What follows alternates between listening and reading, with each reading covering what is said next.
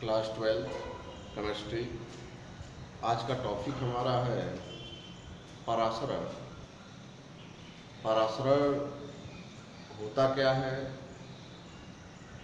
विसरण किसे कहते हैं और परासरण दाब क्या होता है।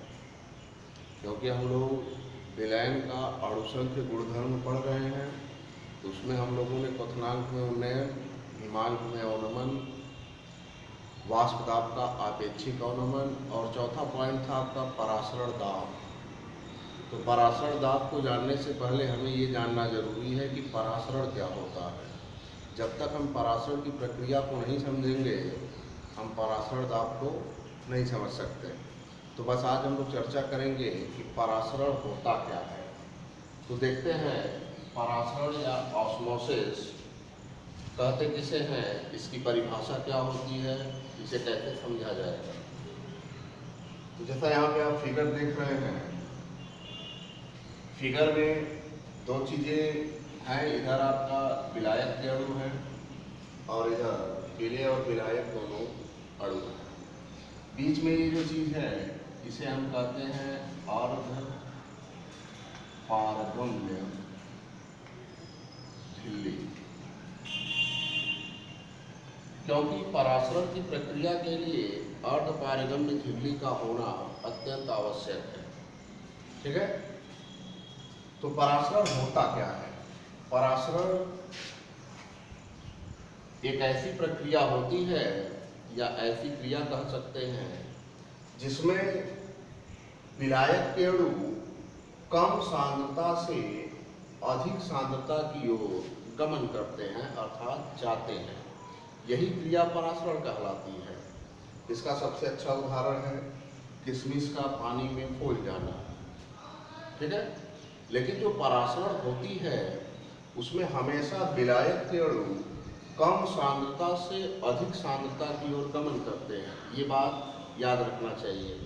विसरण और परासरण में यही कॉमन चीज होता है कि जो परासरण होती है उसमें जो विलायक के अणु होते हैं वो कम सांद्रता से अधिक सांद्रता की ओर गमन करते हैं, लेकिन विसरण में जस्ट अपोजिट हो जाता है, अधिक सांद्रता से कम सांद्रता की ओर।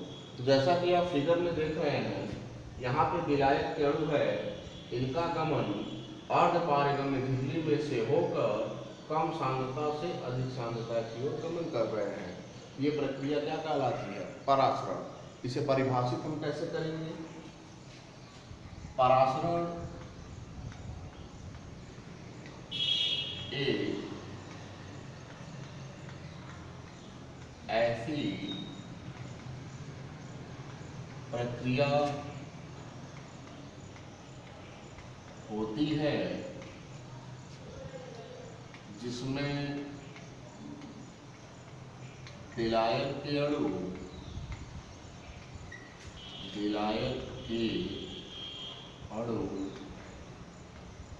कम सांद्रता से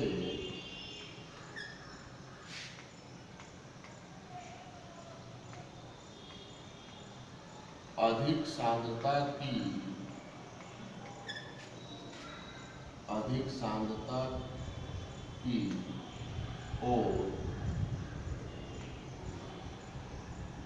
अर्ध पारगम्य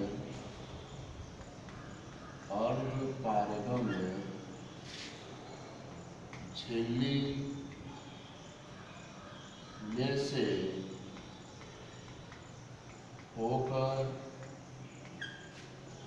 गमन करते हैं।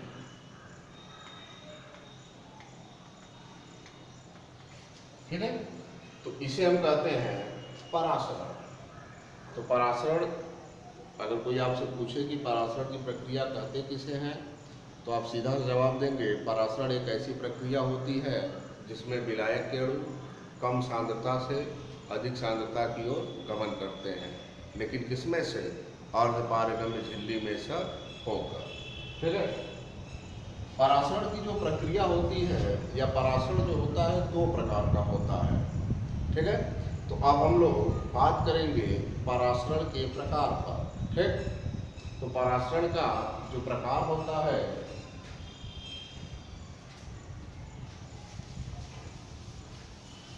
देखते हैं।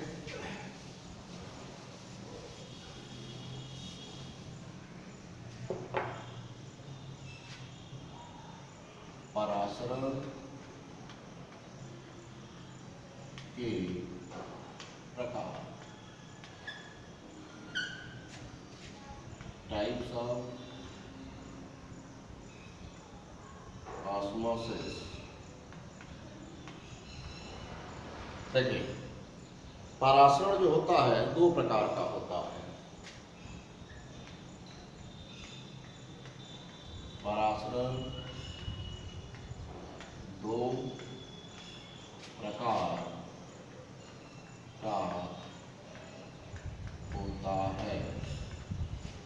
पहला है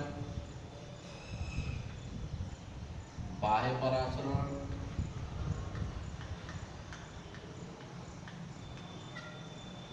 दूसरा है अंतर परासरण। बाह्य परासरण को एक्स ऑस्मोसिस कहते हैं, जिसे इंड ऑस्मोसिस कहते हैं। अब इन दोनों में देखिए अंतर क्या है। दोनों परासरण की प्रक्रिया है, पेपर में पूछता है कभी कभी। तो पहले हम लोग बाह्य परासरण की चर्चा करेंगे। देखिए बाह्य परासरण क्या होता है, फिगर द्वारा आप इसे समझ सकते हैं।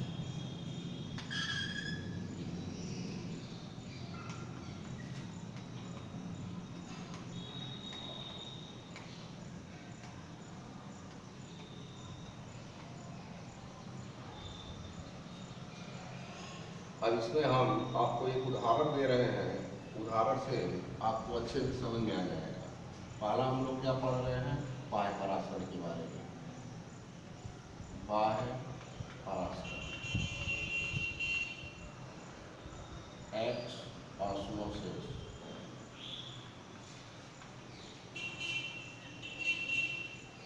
देखिए, तो बाह्य परासरण का सबसे अच्छा एग्जाम्पल होता है कि जब चीनी या नमक का सांद्र विलयन हम ले लें और उसमें अंगूर डाल दें, तो कुछ देर बाद हम देखेंगे कि अंगूर पिचक जाता है। तो वो जो होता है परासरण की प्रक्रिया होती है, बट वो बाह्य परासरण होता है। एक और आप सुने होंगे कि किशमिश को पानी में डाल देने पे किशमिश खोल जाता है, वो भी परासरण की प्रक्रिया है। तो दोनों में अंतर है, एक में बाह्य की क्रिया होती है और एक में अंतर प्रक्रिया होती है। तो बाह्य वाले में आपका यही है कि जब हम अंगूर को डालेंगे, ठीक है, ये आपका अंगूर है, ठीक। अब हमने अंगूर को डाला, ये विलयन क्या है, नमक का घोल ले लीजिए या चीनी का विलयन ले लीजिए। तो चलिए हम इसमें चीनी का विलयन ले लेते हैं। चीनी का सांद्र विलयन है, ठीक है। तो इसमें होगा क्या, ये आपका है पिचका हुआ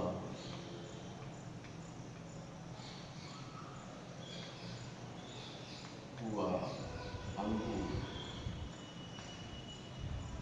ध्यान दीजिए, अब ये बाह्य प्रक्रिया कैसे हुई, अब जरा ध्यान देंगे तो अंगूर के अंदर का जो सॉल्यूशन होता है या उसमें जो विलयन होता है, उसमें विलायक यानी पानी की मात्रा अधिक होती है।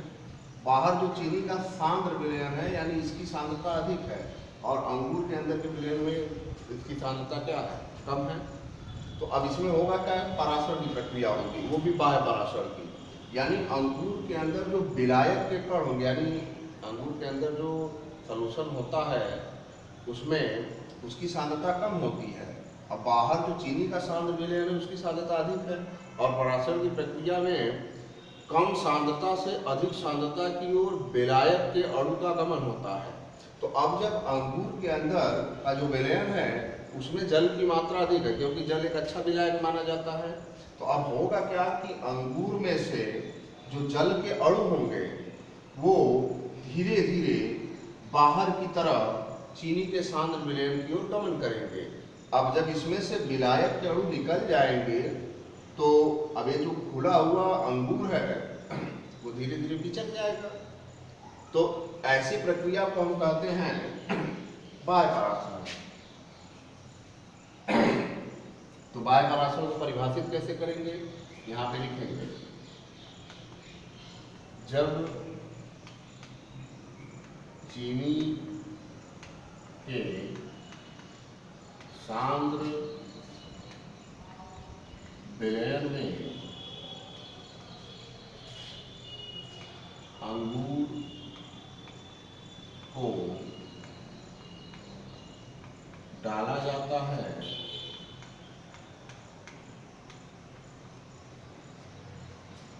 तो विलायक के अणु, विलायक यानी जल के अणु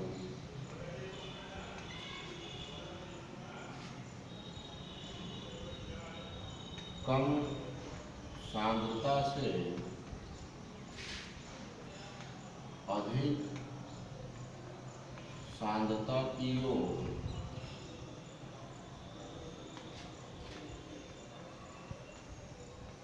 गमन करते हैं, जिसके कारण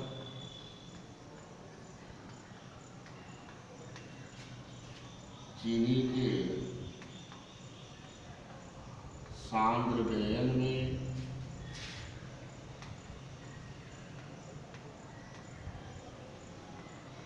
अंगूर पिचक जाता है।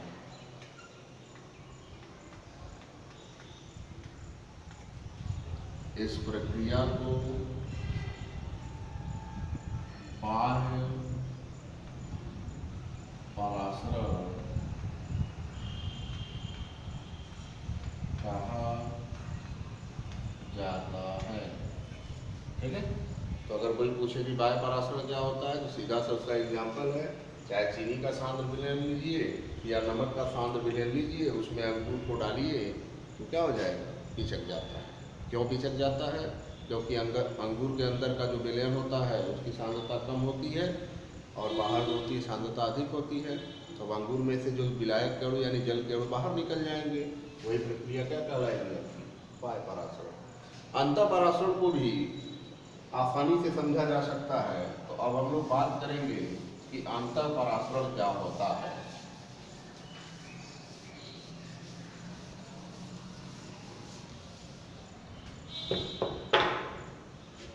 दूसरा है अंतः परासरण। अब जो अंतः परासरण है, इंड ऑस्मोसिस, ध्यान दीजिए। अब इसमें क्या होगा, इसका भी सबसे अच्छा एग्जाम्पल हम परासरण में देते हैं कि किशमिश को पानी में डालते हैं तो किशमिश क्या होता है, कुछ देर के बाद फूल जाता है। चलिए भाई, हम लोग किशमिश ले लेते हैं, पानी में डाला गया, कुछ देर बाद ये फूल गया।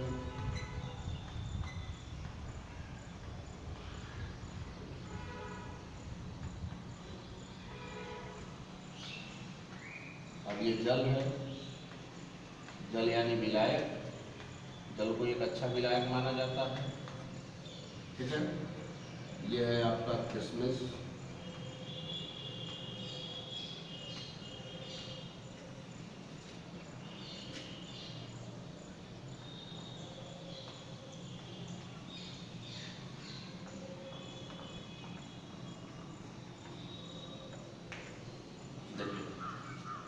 तो यहाँ पे क्या होगा, ये जो जल है, अब इसमें जल में जब हम किशमिश डालेंगे तो अब परासरण की प्रक्रिया यहाँ पे शुरू होगी, लेकिन ये अंतः परासरण होगा क्योंकि विलायक की सांद्रता बाहर की ओर कम है। तो अब क्या करेंगे, विलायक के अणु किशमिश में होते हुए क्या करेंगे, प्रवेश करेंगे। तो अब किशमिश के अंदर की जो सांद्रता है वो अधिक है और बाहर की सांद्रता कम है। तो अब परासरण की प्रक्रिया होगी तो कम से अधिक की ओर, यानी जितने जल के अणु होंगे सब कहाँ, किशमिश में प्रवेश करने लगेंगे, जिसके कारण कुछ देर बाद किशमिश क्या हो जाता है, फूल जाता है। तो इस प्रक्रिया को हम क्या कहते हैं? अंतःपराशरण। इसे लिखेंगे कैसे?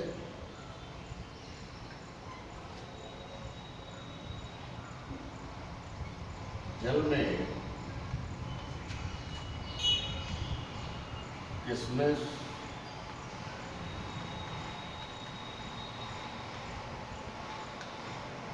डालने पर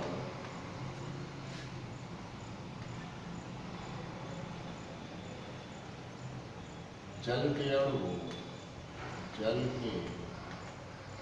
अणु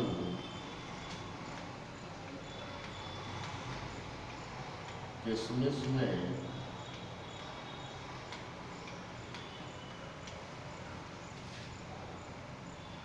प्रवेश करने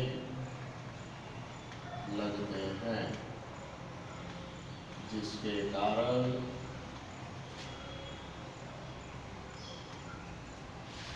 किशमिश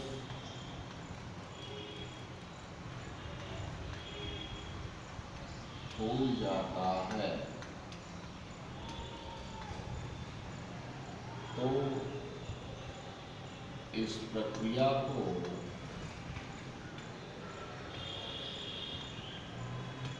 अंतःपराशरण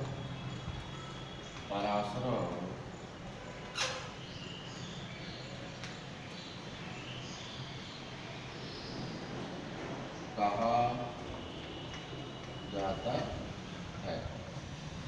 तो पराशरण क्या होता है, कितने प्रकार का होता है? तो पराशरण जानी गए, पराशरण के प्रकार जाने गए। अब इसके बाद कल नेक्स्ट टॉपिक आपकी होगी पराशरण दाब किसे कहते हैं। इसके बारे में हम लोग कल चर्चा करेंगे। ठीक है।